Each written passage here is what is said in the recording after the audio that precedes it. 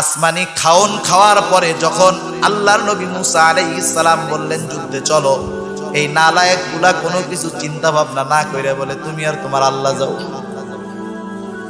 এই কথা বা এই ঘটনাগুলা আল্লাহর নবী জানেন না? আল্লাহর নবীর তো আল্লাহ জানায় দিছে, নবী এর জন্য পেরেশানিতে আছেন। ওরা আসমানি খাবার খায়া বলে যুদ্ধ করতে পারবো না, অথচ আমার উম্মতের অবস্থা কি? মুহাজিরেরা যারা হিজরত করে আসছে, প্রত্যেকটা মানুষ যখন মক্কায় ছিল টাকাওয়ালা ছিল, সম্পদওয়ালা ছিল, তাদের সম্পদের কোনো অভাব ছিল না। এমনও মানুষ ছিল সে প্রতিদিন একটা জামা গায়ে দিত, ওইটাকে আর দ্বিতীয় দিন গায়ে দিত না। তার দস্তরখানে প্রতিদিন শত শত মানুষ খানা খাইত, তার অভাব ছিল না। বড় ব্যবসায়ী ছিল, কিন্তু শুধুমাত্র ঈমান আনার কারণে ওই প্রতিদিন একটা জামা গায়ে দেনেওয়ালা লোক আজকে পট্টি লাগায়া মদিনার বুকে হেঁটে বেড়ায়।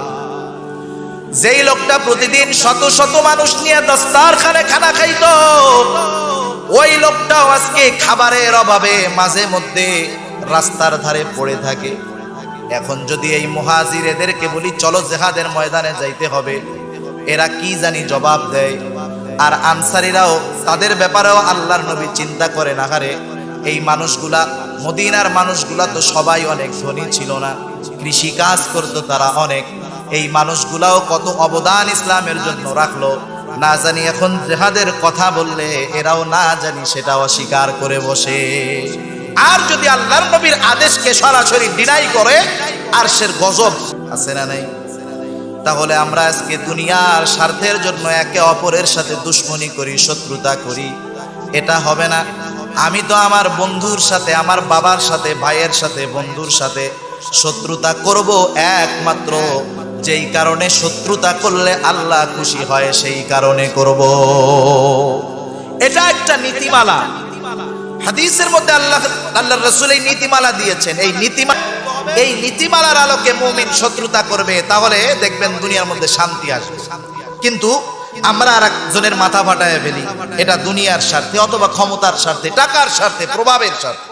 কিন্তু দ্বীনের স্বার্থে আমরা একে অপরের সাথে শত্রুতা এটা খুব কমই করে থাকি। অথচ সাহাবায়ে কেরাম দেখায় গেছেন কেমন করে দ্বীনের জন্য নিজের ঘরের মানুষগুলার সাথেও তারা দুশ্মনী করেছেন, পেছনে ফিরে আসেন নাই।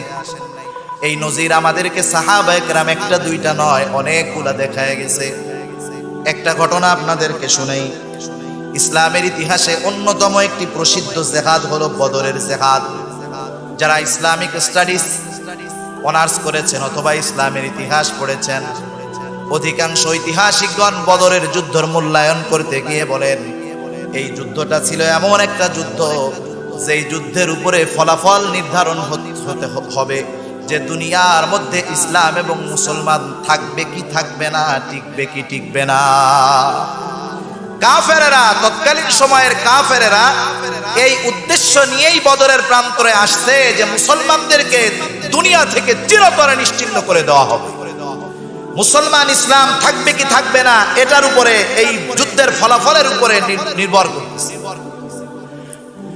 মক্কার কাফেরেরা তৎকালীন সময়ের আধুনিক সমরাস্ত্রে সুসজ্জিত হয়ে বদরের ময়দানে সবচাইতে যুদ্ধ করার উপযুক্ত স্থানে অবস্থান করতেছে। ইতিমধ্যে মুসলমানদের কাছে খবর পৌঁছায় গেছে, আল্লাহর নবীর কাছে খবর পৌঁছায় গেছে, ইয়া রাসূলুল্লাহ মক্কার মুশরিকেরা তো বদরের প্রান্তরে উপস্থিত, তারা এই ব্যাপারে দৃঢ় প্রতিজ্ঞাবদ্ধ যে তারা আমাদের সাথে যুদ্ধ না করে ফিরবে না।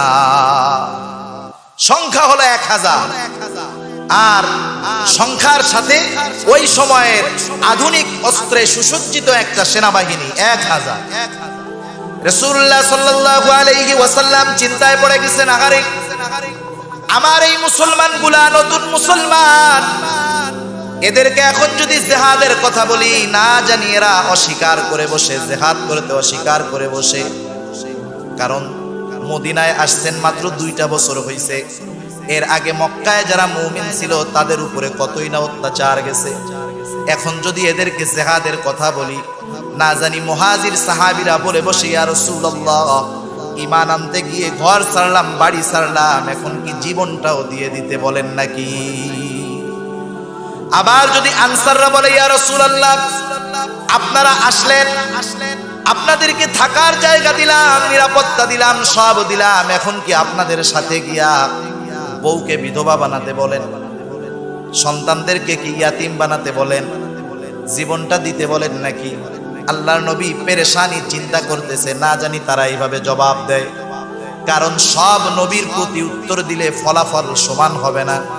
মুসা আলাইহিস সালামের উম্মত মুসা আলাইহিস সালামের সাথে তর্ক করেছে, এটা ভিন্ন বিষয়, কিন্তু সরওয়ারে কায়নাতের সাথে যদি কেউ তর্ক করে, তার আদেশের বিপরীতে যদি কেউ কথা বলে, আর সে আজিমের মালিক তার উপরে গজব পাঠায়া দিবে।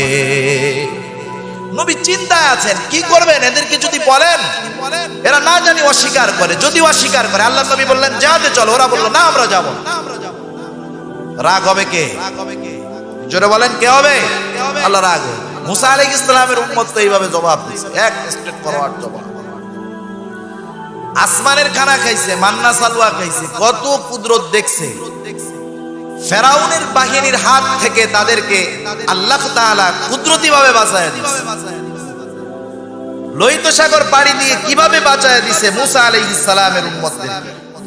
যখন মুসা আলাইহিস সালাম আল্লাহর পক্ষ থেকে আদেশ পাইলেন যে যাও মুসা এবার বনি ইসরাইলদেরকে নিয়ে মিশর ছেড়ে চলে যাও, মুসা আলাইহিস সালাম রওনা দিলেন তাদেরকে নিয়ে। রাতের আঁধারে খবর পৌঁছায় গেল ফেরাউনের কাছে, ও ফেরাউন, মুসা কিন্তু বনি ইসরাইলদেরকে নিয়ে দেশ ত্যাগ করতেছে। মুসা আলাইহিস সালাম কোন পথে যাবেন, কোন রাস্তা দিয়া যাবেন, সেটা ওনার নিজের সিদ্ধান্ত নয়, সেই সিদ্ধান্তটাও দিয়ে দিয়েছে আল্লাহ। আল্লাহ তাআলা জানায় দিছে কোন পথে যাবে। রওনা হয়ে গেছে, যাইতে যাইতে সাগরের পাড়ে পৌঁছায় গেছে। মুসা আলাইহিস সালাম অবস্থান করতেছে, দিনের আলো উদ্ভাসিত হয়ে উঠছে, নদী পার হওয়ার জন্য কোনো কিছু ব্যবস্থা নাই। ইতিমধ্যে ফেরাউনের বাহিনীও পিছনে পিছনে আসতেছে, ফাঁকা ময়দান। বনি ইসরাইলেরা দেখতেছে, হায় রে, ওই যে তো ফেরাউন তার বাহিনী নিয়ে আমাদের দিকে আসে। এতকাল তো কিপ্তি তথা বনি ইসরাইলরা ওই ফেরাউনের গোত্রের দাস দাসীর কাজ করতো, দাসী বানায় রাখছিল, এইবার তো জীবনটা শুধু শেষ। মুসা আলাইহিস সালামের কাছে এবার তারা বলতেছে, মুসা আমরা তো ধরা পড়ে গেলাম, আমাদের অবস্থা তো খারাপ, আমরা তো শেষ, এতকাল তো শুধু গোলামি করছি, এখন গোষ্ঠী শুদ্ধ উদ্ধার করে দিবে, কাউরে ফেরাউন বাকি রাখবে না। মুসা আলাইহিস সালামের উম্মত পেরেশানির মধ্যে, টেনশনের মধ্যে। এইবার তারা ভৎসনা করতেছে পয়গম্বরকে, মুসা তুমি কি রাস্তা টাস্তা আর পাও নাই? তুমি এমন পথেই আনছো যেখানে পার হওয়ার কোনো ব্যবস্থা নাই, মনে হয় তুমি আমাদেরকে মারার জন্যই এই জায়গায় একত্রিত করছো। বনি ইসরাইলের এই মানুষেরা মুসা আলাইহিস সালামকে সন্দেহ করা শুরু করে দিয়েছে। বলেন মুসা আলাইহিস সালাম ওইদিকে আনছে, আসতে বলছে কে? আল্লাহ রাব্বুল আলামিন আসতে বলছে। মুসা আলাইহিস সালাম এবার বললেন, এই তোমরা থামো, এই ফেরাউনের বাহিনী আমাদেরকে আটকাতে পারবে না, কারণ আমাদের সাথে আল্লাহ তাআলা আছে, আমার রব আমার সাথে আছে। আল্লাহ রাব্বুল আলামিন এইবার মুসা আলাইহিস সালামকে আদেশ করলেন, মুসা তোমার লাঠিটা দিয়া সাগরের উপরে আঘাত করো। আঘাত করার সাথে সাথে পানিগুলাকে আল্লাহ সরায়া দিলেন। মুসা আলাইহিস সালামের উম্মতের জন্য ওই সাগরের মধ্যে দিয়া শুকনা রাস্তা আল্লাহ তৈরি করে দিলেন। রাস্তা পার হয়ে গেছে। ফেরাউনের বাহিনী আসছে, ওই পাড়ে ওইটা ওরা দাঁড়াইছেন। ফেরাউন যখন ঢুকছে ভিতরে, ঢোকার সাথে সাথে দুই পাশের পাহাড়ের মতো দাঁড়িয়ে থাকা পানিকে আল্লাহ তাআলা মিশায়া দিয়েছেন। পানির চাপে মুহূর্তের ভিতরে ফেরাউন তার বাহিনী নিয়ে দুনিয়া থেকে একবারে চিরতরে খতম। বলেন তো এই দৃশ্যটা বনি ইসরাইলের লোকজন দেখছে তো? দেখে নাই? এইরকম কোন দৃশ্য আমাদের সামনে যদি আসে, যে আল্লাহ তাআলা বিপদ থেকে শুধু বাঁচালেন তা নয়, কারণ মনে করেন আমি একটা বিপদ থেকে আজকে বাঁচলাম, ভবিষ্যতে যে ওই বিপদে আবার পতিত হব না এর কোনো নিশ্চয়তা নাই, ঠিক না? কিন্তু যদি এমন হয় যাকে নিয়ে আমি বিপদের আশঙ্কা করতেছি তার থেকে শুধু বেঁচে গেছি তা না, বরং ওই শত্রুকেও আল্লাহ তাআলা ধ্বংস করে দিয়েছেন, তাহলে আমি কি নিশ্চিন্তে বেশি থাকবো, না আমার চিন্তা টিন্তা কিছু থাকবে? মুসা আলাইহিস সালামের উম্মতকে আল্লাহ তাআলা ফেরাউনের কবল থেকে বাঁচাইছেন। শুধু বাঁচিয়েছেন তা নয়, তারা জানি ভবিষ্যতে ফেরাউনের ব্যাপারে চিন্তিত না হয়, এই জন্য আল্লাহ তাআলা তাদের চোখের সামনে ফেরাউনকে সাগরের মধ্যে ডুবায়া মাইরা দিছে। এই দৃশ্য দেখার পরে বলেন তো, যেই লোকটার ঈমান দুর্বল তার ঈমানটা বাড়ার সম্ভাবনা আছে নাকি? দুর্বল মানুষগুলোরও ঈমান এখানে বেড়ে যাবে এমন জিনিস দেখার পরে। হায় রে, 5 মিনিট আগে আমি আমার নিজের মৃত্যুর ব্যাপারে চিন্তা করতেছিলাম, 5 মিনিট পরে যারে নিয়ে মরার ব্যাপার পাইছিলাম সেই দুষে। সুবহান। এরপরে আরো অনেক ঘটনা আছে। যখন মুসা আলাইহিস সালাম সর্বশেষ বনি ইসরাইলদেরকে বললেন, আল্লাহ তাআলার নিয়ামত তো কম খাইলি না, এবার চলো। আল্লাহ তাআলা জিহাদ করতে বলছে। মুসা আলাইহিস সালামের উম্মত কোনো চিন্তা ভাবনা নাই, ডাইরেক্ট বলে ইযহাব আনতা ওয়া রাব্বুকা ফাকাতিলা ইন্না হাহুনা কাঈদুন। মুসা আলাইহিস সালামের উম্মত বনি ইসরাইলের লোকেরা বলতেছে, মুসা তুমি আর তোমার রব গিয়া জিহাদ করো, আমরা এখানে বসে থাকলাম।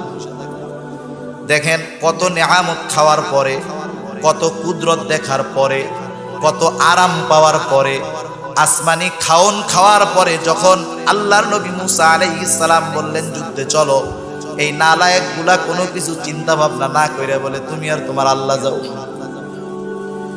এই কথা বা এই ঘটনাগুলা আল্লাহর নবী জানেন না?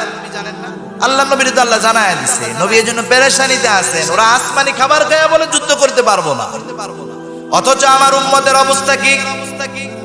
মুহাজিরেরা যারা হিজরত করে আসছে, প্রত্যেকটা মানুষ যখন মক্কায় ছিল টাকাওয়ালা ছিল, সম্পদওয়ালা ছিল, তাদের সম্পদের কোনো অভাব ছিল না। এমনও মানুষ ছিল সে প্রতিদিন একটা জামা গায়ে দিত, ওইটাকে আর দ্বিতীয় দিন গায়ে দিত না। তার দস্তরখানে প্রতিদিন শত শত মানুষ খানা খাইত, তার অভাব ছিল না, বড় ব্যবসায়ী ছিল।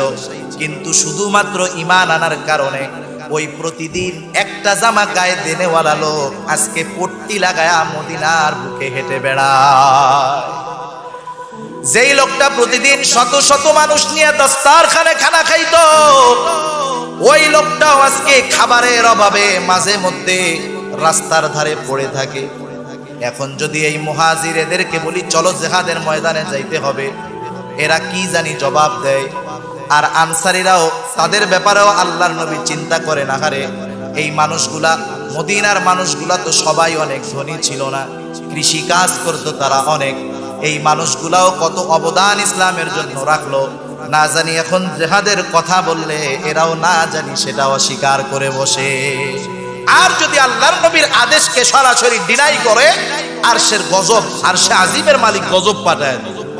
আল্লাহর নবী সেজন্য পরামর্শ করতেছেন, তাদের সাথে পরামর্শ করতেছে যে কাফেররা তো আসছে, কি করা যায়। সাহাবায়ে কেরাম ছিলেন সবচাইতে খাঁটি ভেজাল মুক্ত আশিকে রাসূল। আমাদের দেশের মতো চাপাবাজ আশিকে রাসূল না, তারা ছিল খাঁটি আশিকে রাসূল। আশিকে রাসূল কেমন ছিল ঐতিহাসিকগণ বলেন, আল্লাহর নবী যখন চিন্তিত হতেন, বলেন তো মানুষ যখন চিন্তিত হয় তার কপালে, তার চেহারার মধ্যে তাকালে বোঝা যায় কিনা? কপালের মধ্যে ভাঁজ পড়ে, পেরেশানির একটা ছাপ চেহারার মধ্যে থাকে, বোঝা যায় যে লোকটা চিন্তায় আছে। আল্লাহর রাসূল সাল্লাল্লাহু আলাইহি ওয়াসাল্লাম যখন চিন্তায় থাকতেন, সাহাবায়ে কেরাম বুঝতে পারতো যে আল্লাহর রাসূল হয়তো চিন্তিত আছেন। কোন কারণে চিন্তিত, কেন চিন্তিত, এটা জানার চেষ্টা তারা করতো না। তার আগেই তারা অন্তরে অন্তরে নিজেদের কাছে নিজেরা প্রতিজ্ঞাবদ্ধ হতো, নবীর ওই চিন্তিত মুখে যদি হাসি ফোটানোর জন্য জীবনটা দিতে হয়, আমি সেই জীবনটা দিতে হতো। কারণ খোঁজার সুযোগ নাই, নবীর মুখে কেন হাসি নাই, কেন চিন্তা, ওইটা আমার দূর করতে, এরপরে যা হয় হোক। সাহাবারা ছিল এমন আশিকে রাসূল, আল্লাহর নবীর চেহারায় চিন্তার ছাপ।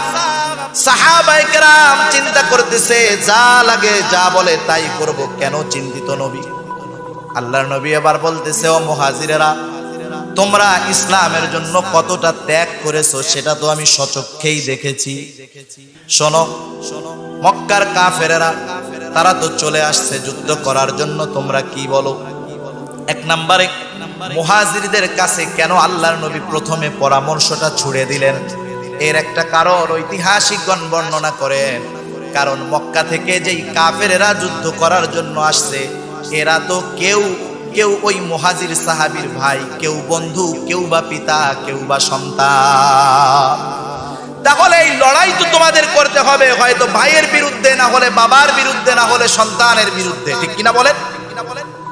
মুহাজিরদের পক্ষ থেকে জবাব হলো, ইয়া রাসূলুল্লাহ, আপনার জন্য, ঈমানের জন্য দেশ ছেড়েছি, সম্পদ ছেড়েছি, পরিবার ছেড়েছি, ইয়া রাসূলুল্লাহ, আমরা জীবন দিতেও তৈয়ার। সুবহানাল্লাহ বলে। দেখেন এরা কেমন আশিকে রাসূল ছিল। ওরা তো নবীর জন্য জীবন দিতে তৈয়ার, আর আমরা নবীর জন্য একটু স্লোগান দিতেও তৈয়ার না। কি জবাব দিব? হাউজে কাউসারের পানি পান করার আশা কম করি না, কিন্তু কোন মুখ নিয়ে নবীর সামনে গিয়ে হাউজে কাউসারের পানি চাবো? উপায় আছে? উপায় নেই। আনসারদেরকে বলল, তোমরা কি বলো? আনসারদের পক্ষ থেকে জবাব হলো, ইয়া রাসূলুল্লাহ, আমরা আপনার সামনে, পেছনে, ডানে বামে, চতুর্দিকে থেকে জিহাদ করব ইয়া রাসূলুল্লাহ।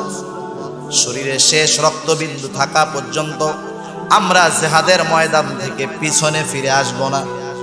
আল্লাহর নবীর চেহারার চিন্তাটা দূর হয়ে গেল। এইবার সৈনিক বাছাই শুরু হয়ে গেল।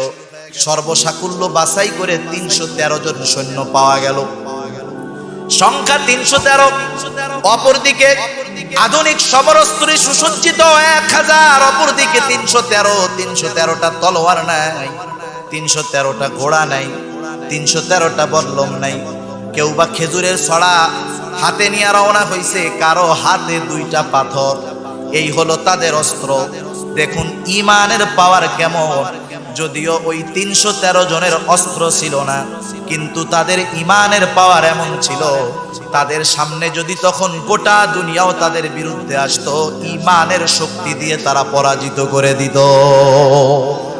এটা ছিল ঈমানের পাওয়ার, যা তাদের কাছে ছিল, গোটা দুনিয়ার মানুষের কাছে সেই সুপ্রিম পাওয়ার ছিল না। সাহাবারা চলে গেছে, যুদ্ধ শুরু হয়ে গেছে। অনেক ঘটনা। যুদ্ধের মধ্যে যে অংশটা আমি বলতে চাই সেটা হলো, একজন সাহাবী এই 313 জনের মধ্যে, তার নাম হলো আবু উবায়দা ইবনুল জাররাহ রাদিয়াল্লাহু তাআলা। আবু উবায়দা ইবনুল জাররাহ রাদিয়াল্লাহু তাআলা আনহু এই 313 জনের একজন। আমি যদি আপনাদের খেদমতে শুধু আবু উবায়দা ইবনুল জাররার ফজিলত সম্পর্কে বলতে চাই, অনেক লম্বা সময় লাগবে। এই লোকটার নামটা মনে রাখেন। আবু উবায়দা ইবনুল জাররাহ জিহাদের ময়দানে গেছে। শত্রুপক্ষের দিকে খেয়াল কইরা দেখে, আবু উবায়দা ইবনুল জাররাহ রাদিয়াল্লাহু তাআলা আনহুর বাবা তখনও কাফের, তখন কাফের। ওই বাবাও আসছে কাফেরদের সাথে যুদ্ধ করার জন্য। যদি বাবা কাফের হয়, সন্তান যদি মুমিনও হয়, ইসলাম কত সুন্দর। ইসলাম বলে সন্তান ওই বাবার সাথে সদাচরণ করবে। ইসলাম কত সুন্দর। একজন নব মুসলিম মুসলমান হইছে, তার বাবা মার সাথে সে কাফের হওয়ার কারণে খারাপ আচরণ করতে পারবে না। ওই মা বাবার যেই নিত্য প্রয়োজনীয় প্রয়োজন আছে, মৌলিক বিষয়াদি, খাদ্য, বস্ত্র, চিকিৎসা, বাসস্থান, সবগুলা ওই মুমিন সন্তান কাফের বাপ মারে দিবে। সুবহানাল্লাহ বলেন। এত সুন্দর নজির দুনিয়া ইসলাম ছাড়া অন্য কোন ধর্ম রাখে নাই। মূল সমস্যা হলো ইসলাম আমরাও জানি না, পাশ্চাত্য বিশ্বের সাধারণ মানুষগুলাকেও কাফের মুশরিকেরা ইসলাম জানতে সুযোগ দেয় না, বরং বাধা দেয়, ঠিক কিনা বলেন? আবু উবায়দা ইবনুল জাররাহ দেখলো যে বাবা কাফের, তার বিরুদ্ধে যুদ্ধ করতে হবে। অনেক দিন পরে বাবার চেহারাটা দেখছে। বাবার চেহারা দেখার পরে নিজের অন্তরের মধ্যে পিতৃ মোহাব্বত জায়গা উঠছে।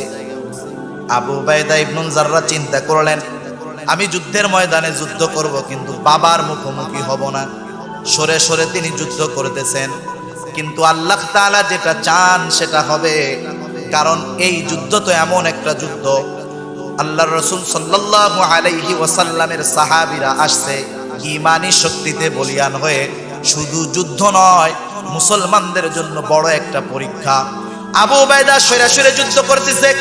ইতিমধ্যে হঠাৎ আবু উবাইদা ইবনুল জাররার সামনে তার বাবা চলে আসছে, অস্ত্র চালাইতে পারে না। আবু উবাইদা দাঁড়ায় গেছে, বাবাও দাঁড়ানো, দুজনে নিজের মনে মনে হয়তো কিছু কথা বলতেছে। আবু উবাইদার বাবা হলো কাফের। কাফেরের অন্তরের মধ্যে থাকে কপটতা, কাফেরের অন্তরের মধ্যে থাকে ভয়, কাফেরের অন্তরের মধ্যে থাকে অবিশ্বাস। ও নিজের সন্তানকেও বিশ্বাস করে না। এবার আবু উবাইদার বাবা চিন্তা করতেছে, জাররাহ পুলারে দিয়া বিশ্বাস নাই, ওটা তো বেধর্মী হয়ে গেছে। ওদের ভাষায় কি হয়েছে? বেধর্মী হয়ে গেছে। ওরে দিয়া বিশ্বাস নাই, না জানি ও আমার উপরে আগে অস্ত্র চালায় দেয়। এই ভয়ে এবার সন্তানের উপরে অস্ত্র চালনা করে দিছে। আবু উবাইদা এবার আর বসে নাই, পিতৃ স্নেহ তাকে পরাজিত করতে পারে নাই। আবু উবাইদা নিজের বাবার সাথে লড়াই শুরু করে দিয়েছে। লড়াই চলতেছে, বাপ আর বেটা। গাঞ্জার টাকার লেগে, বাবার টাকার জন্য, জমির জন্য বিয়া করে একটারে আনছে। এখন বাপ ওইটা মাইনে নেয় না, এই জন্য নেয়, দুনিয়ার কোন স্বার্থের জন্য। কার মহব্বতে? আল্লাহর মহব্বতে চলতেছে লড়াই। এখন আর কে বাবা কে বন্ধু দেখার কোনো সুযোগ নাই। আবু উবাইদা লড়াই কইরা নিজের বাপরে দুনিয়া থেকে চিরবিদায় করে দিছে। এই ঘটনাটা আল্লাহ রব্বুল আলামিনের কাছে এত পছন্দনীয় হয়েছে, আল্লাহ তাআলা নিজেই সাহাবাদের ঈমানের ব্যাপারে আল্লাহ সাক্ষ্য দিয়েছে। আরে সাহাবাদের ঈমানের সাক্ষ্য আমাদের দেওয়া লাগবে না, দিছে কে? এরা তো আমাদের জন্য শিক্ষা রেখে গেছে। তো আমরা কি? সেজন্য আমি দুশমন বানাবো নিজের বাবাকে, কিন্তু যেই কারণ হবে ওই কারণে আল্লাহ যদি সন্তুষ্ট হয় তাহলে আমার বাবাও আমার দুশমন হবে, ঠিক কিনা বলেন? এরপরে নবী আমার বলেন, ওয়ামানা আলিল্লাহ, আমি কাউকে কোনো কিছু থেকে বাধা প্রদান করব, যে কোনো কাজ হতে পারে, এই কাজ থেকে বাধা প্রদান করব, আগে দেখব বাধা দিলে আল্লাহ খুশি। কাউকে কিছু দিব, প্রদান করব, দান সাদকা অনেক